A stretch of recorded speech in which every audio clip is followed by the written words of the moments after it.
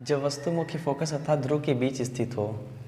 अवतल दर्पण में लास्ट हेडिंग बचा है कि जो प्रतिबिंब बनने का लास्ट हेडिंग ये है, लास्ट कंडीशन ये है कि जब वस्तु मुख्य फोकस अर्थात ध्रुव के बीच स्थित होता है और इस स्थिति में देखते हैं प्रतिबिंब कैसा बनता है। तो अवतल दर्पण में प्रतिबिंब बनने का जो सबसे लास्ट कंडीशन है, छठवां हेडिंग जो है, या हम इसे कह सकते हैं कि केस नंबर 6 जो है यही है कि वस्तु कहाँ रहती है लास्ट में, जब मुख्य फोकस तथा ध्रुव के बीच स्थित होती है। तो आइए देखते हैं क्या है।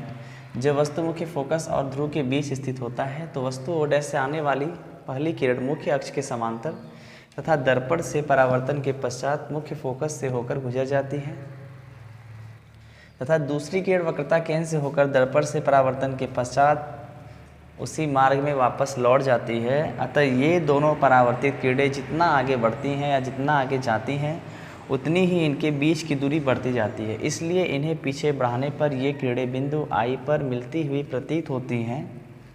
अतः वस्तु ओ डैश का प्रतिबिंब आई ए डैश है जो वस्तु से बड़ा, सीधा, भासी तथा दर्पण के पीछे बनेगा। ठीक है, देखते हैं। तो इस कंडीशन में जब वस्तु मुख्य फोकस और ध्रुव के बीच स्थित होता है तो वस्तु से चलने वाली पहली किरण मुख्य अक्ष के समांतर चलेगी और सभी को पता है कि समांतर चलने वाली किरणें नियम में क्या होता है कि परावर्तन के बाद मुख्य फोकस से होकर गुजर जाती हैं तथा दूसरी जो किरण आएगी वह वक्रता केंद्र से होकर सीधे चली जाएगी। और सभी को पता है कि जब भी कोई किरण वक्रता केंद्र से होकर जाती है तो रिफ्लेक्शन के बाद, परावर्तन के बाद वापस उसी मार्ग में लौट जाती है। आइए एक डायग्राम के माध्यम से समझते हैं हम लोग। ये अब बनाते हैं दर्पण। अब दर्पण में कौन सा बनाना है, अवतल, इसलिए पॉलिश जो है बाहर की तरफ करेंगे तो जो रिफ्लेक्शन हमारा होगा वह अंदर की ओर होगा। इसके लिए हम सबसे पहले यहाँ पे एक मुख्य अक्ष बनाते हैं और यहाँ पे हमारा ध्रुव हो गया, पोल, और यहाँ पे हमारा मुख्य फोकस हो गया। और इन मुख्य फोकस जो होता है ध्रुव और वक्रता केंद्र के ठीक बीच में होता है। यहाँ पे हमने वक्रता केंद्र ले लिया थोड़ी। ठीक, अब इन दोनों के बीच में इस हेडिंग के हिसाब से वस्तु को कहाँ पे रखना है, तो मुख्य फोकस और ध्रुव के बीच, मुख्य फोकस और ध्रुव के बीच में रखना है। तो हमने रख दिया वस्तु ओ डैश। अब वस्तु से चलने वाली जो पहली किरण होगी ओ डैश में यहाँ लिखता हूँ, मुख्य अक्ष के समांतर और परावर्तन के बाद कहाँ से होकर आएगी, तो मुख्य फोकस से होकर चली जाती है। दूसरी किरण की बात करें तो वक्रता केंद्र से होकर, कहाँ से, वक्रता केंद्र से होकर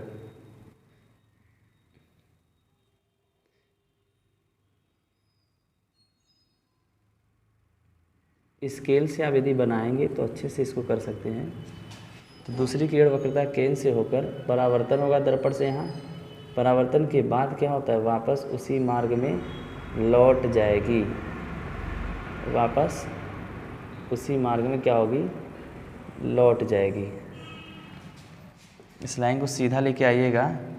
यदि सीधा जैसे जैसे इसको लेके आएंगे एकदम सीधे, तो क्या होगा कि इन जैसे से इसको आगे बढ़ाएंगे तो इन किरणों के बीच की दूरी क्या है, बढ़ती जाएगी। तो जब बढ़ती जाएगी तो किरण कभी मिलेंगी नहीं, ये परावर्तित किरणें कभी मिलेंगे ही नहीं। और मुख्य अक्ष को थोड़ा हम चाहे जहाँ भी आगे पीछे बढ़ा सकते हैं, जितना चाहे उतना। अब ये दोनों परावर्तित किरणें आपस में मिलेंगी नहीं, क्योंकि जितना ये आगे जाएंगे उतनी इनकी बीच की दूरी, देखिए स्टार्टिंग में थोड़ा कम है, फिर धीरे धीरे बढ़ती गई।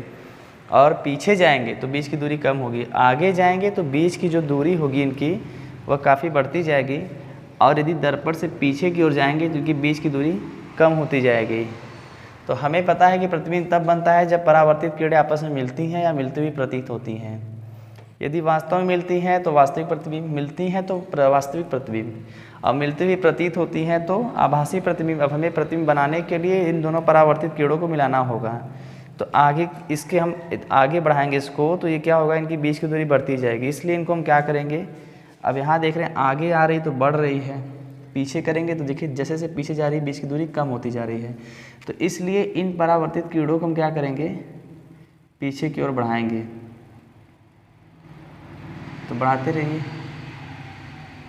बढ़ाते बढ़ाते कहीं ना कहीं मिल जाएंगी। और यहाँ पे मिल गई हैं तो वहाँ पे हमने यहाँ पे बनाया, मैंने कह दिया कि बिंदु आई पर प्रतिच्छेद करती है, मिलती हैं। तो मुख्य अक्ष के ऊपर है तो ऊपर की ओर। अब ये हो गया वस्तु ओ डैश का पूरा प्रतिबिंब। आई डैश, ठीक है। वस्तु ओ डैश का प्रतिबिंब आई डैश जो वस्तु से बड़ा है, देखिए वस्तु यहाँ है ओ डैश वस्तु से काफ़ी बड़ा है।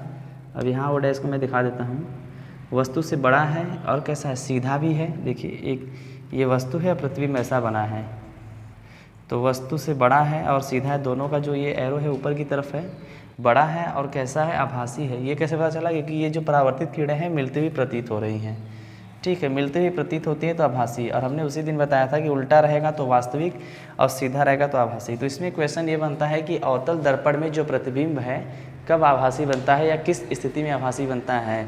तो अवतल दर्पण में जब वस्तु को मुख्य फोकस और ध्रुव के बीच में रखेंगे तो उस कंडीशन में वस्तु का जो प्रतिबिंब बनता है आभासी बनता है, वस्तु से बड़ा बनता है और सीधा बनता है। सिर्फ एक ही कंडीशन है। अब बाकी जितने 5 केस और बचते हमारे, उसमें हमेशा जो बनेगा प्रतिबिंब वास्तविक बनेगा। तो कभी कभी ये भी क्वेश्चन होता है कि अवतल दर्पण प्रतिबिंब कैसा बनता है, आभासी या वास्तविक या दोनों। तो दोनों बनता है, आभासी भी बनता है वास्तविक बनता है, लेकिन आभासी सिर्फ एक ही केस में बनता है, एक ही कंडीशन में बनता है, जब वस्तु मुख्य फोकस तथा ध्रुव के बीच स्थित होता है। तो एक बार फिर से देख लेते हैं कि इस स्थिति में जब वस्तु कहाँ पे हो, मुख्य फोकस और ध्रुव के बीच में हो, तब क्या होता है कि वस्तु से आने वाली पहली किरण मुख्य अक्ष के समांतर ये चल रही है, छोटा सा है, समांतर चल रही है। फिर परावर्तन होगा दर्पण से परावर्तन हुआ, परावर्तन होने के बाद मुख्य फोकस से होकर गुजर जाती है, मुख्य फोकस से होकर चली गई। दूसरी किरण कैसे चलती है, दूसरी किरण वक्रता केंद्र से फिर क्या होगा, दर्पण से परावर्तन। देखिए दर्पण से परावर्तन हुआ, परावर्तन के बाद वापस उसी मार्ग में लौट जाती है, क्योंकि ये नियम बताया गया है। ये दोनों परावर्तित किरणें जितना आगे जाती हैं, यानी जितना आगे इनको बढ़ाएंगे इनकी बीच की दूरी बढ़ती जाती है, इसलिए इन्हें पीछे तब बढ़ाएंगे, क्योंकि पीछे देख रहे जो दूरी है कम है, तो जितना बढ़ाएंगे उतनी दूरी कम हो जाएगी और लास्ट में यह क्या होगा, कहीं ना कहीं मिलेंगे। तो पीछे बढ़ाने पे क्या कहेंगे, मिलती हुई प्रतीत होती हैं, क्योंकि वास्तव में किरण उस पार जाएगी नहीं, क्योंकि पॉलिश लगा है। तो मिलती हुई प्रतीत होती हैं, जहाँ मिलती हैं वही वस्तु का प्रतिबिंब बनता है। कैसा बना है, वस्तु से देखिए बड़ा है, सीधा है और आभासी है।